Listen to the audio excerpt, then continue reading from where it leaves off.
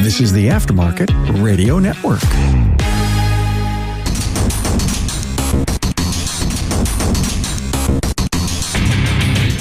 Welcome, everyone, to yet another episode of Diagnosing the Aftermarket A to Z. I'm Matt Fanslow, and you spend your whole life looking for answers because you think the next answer will solve all your problems, make you a little less miserable. Because when you run out of questions, you don't just run out of answers, you run out of hope. That and more after a word from our sponsor, NAPA Autotech Training. Let NAPA Autotech's Build-A-Tech program, like Build-A-Bear, help you turn your general technician into a moneymaker for your shop. Make them a profitable member of your team. Go to napaAutotech.com for more details. Okay, so for this episode, I guess it probably won't be as ranty as I want it to be, but I kind of want to go off on some of the stuff we get fed to us through various channels. And I guess I don't know if I really care to point out the specific channels. And it's certainly not related to just the topic I'm going to talk about. It's so many others. And it gets so rough talking about it because most of us can probably figure out who I'm talking about or what I'm talking about. And it just doesn't seem right to use this platform to call out specific entities or people about really, I don't know, misinformation, disinformation. Do you think really anybody's out there doing disinformation like on purpose to set us up for failure? I don't think so. I think it's misinformation and honestly, mythology. Some of you are probably guessing I'm going to go after catalytic converters, and I kind of want to, but honestly, I'm going to be doing something like that, a bit of a presentation for Scanner Danner for upload on his site. And so if you're interested in that, keep an eye out for that. I've been working really hard on it. It's just a really tough subject. And with my penchant for rabbit holes, I don't know that I'm hesitant with it too, right? I'm trying to pick a good path for it. So I'm not going to talk about catalytic converters today. I'm going to talk about EGR, Exhaust Gas Recirculation. I think most of us are still operating under the, do I dare say, delusion? I don't know. I mean, we're taught what we're taught, and how are you going to ever disprove it? And why would you ever really disprove it? When are any of us going to be in a situation where we're going to care about this and use it to fix a car? I don't know. But it's also nice to know how stuff really works, or why we do stuff. And I guess, why car manufacturers, engineers, if you will, software writers, authors, programmers, why do they do the things they do? That's interesting because it kind of leads to the big picture of why our cars the way they are. Talk to most laymen and they think that the cars are far too complex, too many electronics, too much gadgets, too much junk, too much stuff to break. And yet in many cases, cars are better than they have ever been in the history. In some cases, some issues are easier to diagnose than ever before because of all the complexity. And then, of course, we have the few things that are wildly more difficult because of the complexity. EGR, I think we've been taught early on, is used to reduce NOx or NOx, oxides of nitrogen. And I have to be careful how I phrase this because I don't think we've been using EGR gases. And when I say EGR, I guess I want you to assume I'm talking about the gases themselves. We're kind of going through phases a little bit where there is an EGR valve, especially early on, we had EGR valves to route exhaust gases back into the intake and thus the combustion chamber. And now we do it more with cam timing, cam phasing, if you will, valve timing. That is how we're kind of keeping latent exhaust gases in the combustion chambers. And then yet some other vehicles, not a lot, but a few, we have both. The reason we are rerouting these EGR gases was because they're inert. Exhaust gases are inert. They're not going to burn anymore. By having them in the combustion chamber, it dilutes the air-fuel charge. And because it dilutes it, it lowers the combustion temperatures. And I say that on purpose because I think that's how it's been marketed to us, is the combustion temperatures. And that if we hit the magic number, we've been told that temperatures exceeding 2400 degrees Fahrenheit. That's what's going to form these gases. I don't want to say that temperature is wrong, but I think when we talk about combustion temperatures, we forget what's going on in the combustion chamber. And it's not an explosion, right? When that piston starts to come up on top dead center compression and we start firing the spark plug, and of course I am talking very specifically about spark ignition engines. EGR gases are still extremely important for NOx control or NOx control on combustion ignition. Okay. So what I'm going to be talking about, I want to really just stick with spark ignition and leave compression ignition, diesel out of it. That inside that combustion chamber, it's not an explosion. It's a very controlled burn, or we want a very controlled burn. And when that spark plug fires and ignites that air fuel charge, we create a flame front. It's moving across somehow, if it's from the center of the combustion chamber out to the edges, or from one side to the other, or some variable of that. It's moving across. And it's that flame front temperature that's going to start creating the oxides of nitrogen. So if you can imagine in your head, instead of having this homogenized mixture of just air and fuel, we now have it diluted and molecules, if you will, broken up with inert gases. The temperature can't get as high.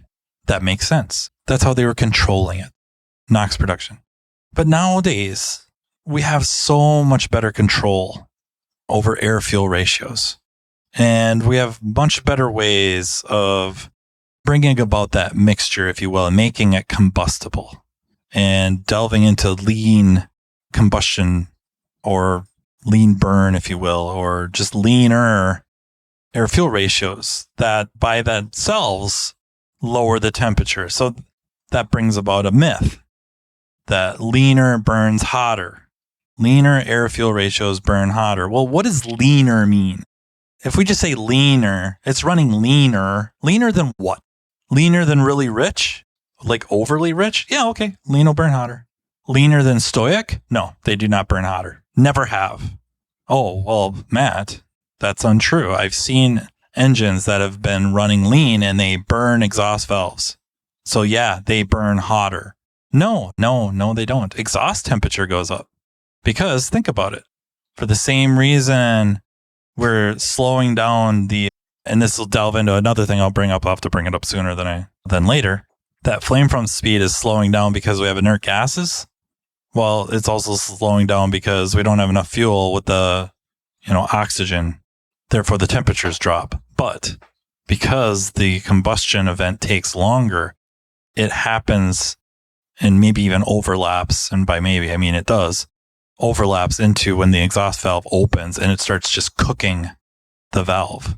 It's a misnomer that leaner air fuel ratios burn hotter. No, they don't. They burn longer and into the exhaust stroke, starting with the exhaust valve opening, and it cooks the exhaust valve. It's not burning hotter. It's burning cooler. It's just when is it burning? And then what is it burning? In this case, an exhaust valve. NAPA Autotech training sessions are being conducted day and night in a town near you. This training caters to every level within your organization, be it a mechanical assistant, a mechanical specialist, a technology specialist, or a driver safety calibration specialist. Imagine a one-stop shop training partner in NAPA Autotech that will lead your team to a path to greatness. Autotech's entry-level Build-A-Tech classes convert the untapped potential of your new hires into money-making mechanical specialists. Autotech's higher-level tech update classes introduce specialists to the world of ever-changing technologies, which prevents your shop from getting technologically stagnant. Remember, if you're not moving forward, you're falling behind. And, turning to the front of the store, the Autotech Service Advisor class is an awesome way to hone your client advocate skill set, ultimately benefiting the customer through an improved vehicle repair experience. But it doesn't stop there. Imagine an electric vehicle class that takes your specialist well past the mundane, yet necessary safety topics. Well, it's here. Autotech's EV Ready training is a week-long curriculum that takes participants through a hands-on experience involving hybrids and electric vehicles.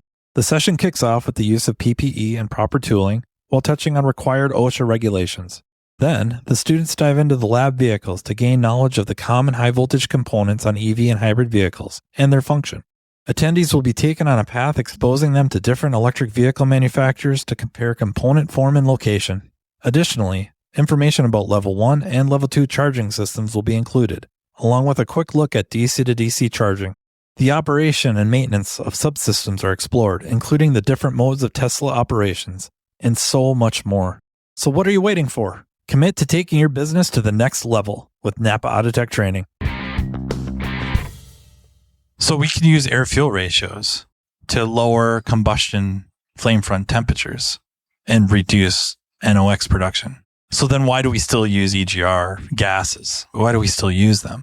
Okay, well, I've kind of given up the ghost a little bit with my last comment. One of the big reasons is slowing down that flame front, extending out how long that combustion event takes place, increases thermal efficiency of the engine, meaning it's burning for longer as the piston is being pushed down. You could argue that peak combustion pressures are lower, and they would be, but they go on longer. So we're getting more use of that, a longer push, if you will. That increases thermal efficiency. Exaggerated versions, which aren't necessarily related to EGR, but with valve timing, would be Atkinson's cycles, or even Miller cycles, which are kind of the same, but add a supercharger, if you will, or some boost. I think almost always supercharger. It's the same thing. We're extending how long that we get that push on the piston. That's an important reason why we have EGR gases, increasing thermal efficiency. Another big reason is throttling losses or suction throttling losses. One thing to try to grasp is that regardless of the engine size, it only takes X amount of horsepower, if you will, to move a car under varying conditions. It uses the same amount of air. And it might be slightly different due to moving parts, friction, if you will, stuff like that. It'll vary a little bit between like a 4-cylinder and an 8-cylinder, right? Of course. But honestly, it's the same amount of air, at least for the sake of discussion, without getting like super deep. And then the differences are going to be, I don't want to say negligible, but for lack of a better term, really, off the cuff, negligible. It's the same amount to move a V8 engine pickup truck down the road as it would a 4-cylinder or 6-cylinder pickup down the road. It doesn't take much. And one of the reasons, a 4-cylinder gets better fuel mileage going down the road is, it's got fewer cylinders, but also its peak horsepower is lower. Therefore, to make the same amount of horsepower, the throttle usually has to be open further. We can mimic that by introducing an inert gas. So now our peak horsepower drops with the same throttle position. What do we have to do? We need X amount of air to create X amount of horsepower to achieve, X amount of speed under whatever load. So then to meet that, we have to open the throttle more. What happens to intake vacuum, if you will, or intake pressure, if we want to speak correctly? What happens to intake pressure when we start opening up that throttle? Pressure goes up, vacuum goes down, which means the engine, if you will, doesn't have to work as hard to bring air into the cylinders. So right away, we get a nice efficiency boost. So it makes sense under a lot of conditions that if we can get as much EGR in and maintain combustion, the further open we can open up that throttle, the less throttling losses we have, the better, the more efficient that engine's going to be, the higher our fuel economy will. And fuel economy is a massive, massive interest because of not just CAFE standards, but CO2 emissions. We're going to reduce that by burning less fuel. So those are some really big reasons we're using EGR that I don't know how often I've ever been taught that. I had to learn that from, honestly, it was back in the day, it was IATN and reading and interacting with really, really smart people who dove into a lot of this. And some of them, it was part of their world. Like, again, Jim Kemper has been on the podcast. That was his world. That's what he dealt with for his job with the Colorado Department of Health, right? And kind of the emissions research lab, especially later on, Randy Burnclaw. This was right in their lap. This is what they had to deal with. And this is what we have a chance to read their stuff. And they have a lot of their stuff on diag.net. We're spoiled with this knowledge. And even if they didn't tell us exactly about it, pointing us in the direction to where to go get it, to kind of start winding this down. Another reason that we're starting to see EGR used, especially internal EGR, which would be via valve timing, cam phasing, is we're trying to get as much fuel economy as we can. If we can form a pocket inside the combustion chamber, so basically a pocket of space, we'll just say to the center for the sake of discussion of the combustion chamber, that this pocket of inert gas surrounding becomes a bit of an insulator between the combustion event and the cylinder walls. We want to reduce quenching. We want to reduce heat loss to the cylinder walls. It may not seem like a lot, but think about all the engines on the road. Every little bit adds up. It adds up. And again, more heat used to, if you will, at least for the sake of discussion, more heat used to push that piston down rather than being lost to quenching, the better. I don't know that I've ever read that anywhere, that they're doing that. And I guess I don't want to lie and say that it's well known. You know, if you want to plunk down a little bit of money, read into some of this stuff. There's a 2017 paper on lean burn SI engines, NOx control via air-fuel ratio modulation. There's impact of valve timing on cold start emissions in GDI engines. That's a 2019 paper. These are SAE papers.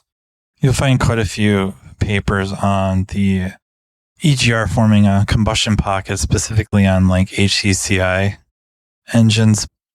And there's another one, it's 2009, with the effects of valve timing on residual gas and combustion and heat transfer in SI engines. So that's an important one. And then another one is the impact of variable valve timing on combustion and heat transfer in a controlled auto ignition engine, which is a little outside of what I'm talking about, but it does talk about how we're using internal EGR to kind of form this buffer, this insulation layer between our combustion event and the cylinder walls. And I just find that stuff fascinating. I don't know. I guess if anything, just appreciating or gaining more and more appreciation for what goes into the vehicles we're working on, whether we're working on them right now or we're going to be seeing them. And, you know, gosh darn it, not to just let your egos spin wildly out of control, but these vehicles you're working on, there's a lot of technology. There's a lot of complexity going on that we don't even know about. Nobody teaches us. And again, I don't know if anything I've just rattled off will help you ever fix anything. But I guess for me, it always felt better if I could understand what they're doing and why would help lead me to figuring out what's going on. Why isn't it working? Or even explaining why they do something or why they don't. Why would a software update fix this problem? If I don't know about any of this stuff, it would be a foreign concept. And of course, my example would involve catalytic converters, but I guess I have to save that for the Scanner Danner presentation, if you will. I hope you found that really interesting. You know, you guys ask for technical episodes. I think this is about as technical as it gets. Again, if there's topics that are of particular interest of yours, please don't hesitate to reach out. You can email me at mattfanslowpodcast@gmail.com. Lately, I've been getting a lot of questions that are outside of automobiles or vehicles diagnostics, a lot of like personal type stuff. And I guess I'm thinking about doing another mailbag coming up here talking about things outside of just fixing cars. So yeah, don't hesitate to send me anything. I do respond to all emails as best I can. And if you have a topic you'd like me to cover, just shoot me that email or send me the instant message. And before I take off here, I really want to thank our sponsor, NAPA Autotech Training. And I would like to also thank the Aftermarket Radio Network and urge you to check out all the offerings that they have made available to us. So until next time, take care. You've been listening to Matt Fanslow, diagnosing the aftermarket A to Z on the Aftermarket Radio Network. Follow Matt on your favorite listening app. He's very interested in what you have to say. Let him know what you'd like him to cover and come on the show. Matt is all for advancing the aftermarket. Find Matt Fanslow on social media and connect or on aftermarketradionetwork.com.